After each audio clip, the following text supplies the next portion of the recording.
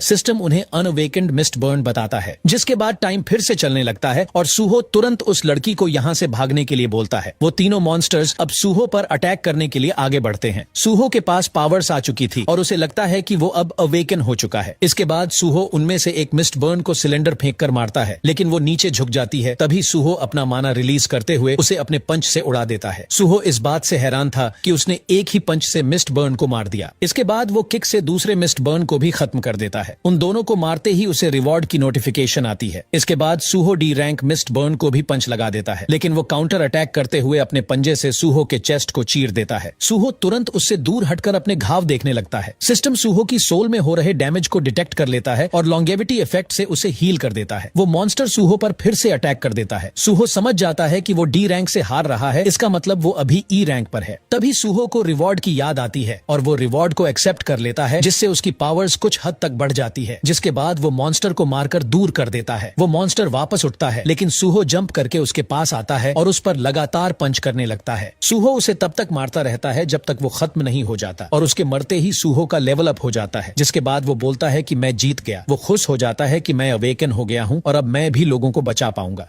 तभी बाहर से उसे किसी तरह की आवाज आती है। एक पावरफुल मॉन्स्टर उसी फ्लोर की तरफ जंप करता है। वो सूहो तक पहुंच चुका था। सूहो देखता है कि ये एक सी रैंक मिस्ट बर्न है। वो मॉन्स्टर सीधे सूहो पर अटैक कर देता है।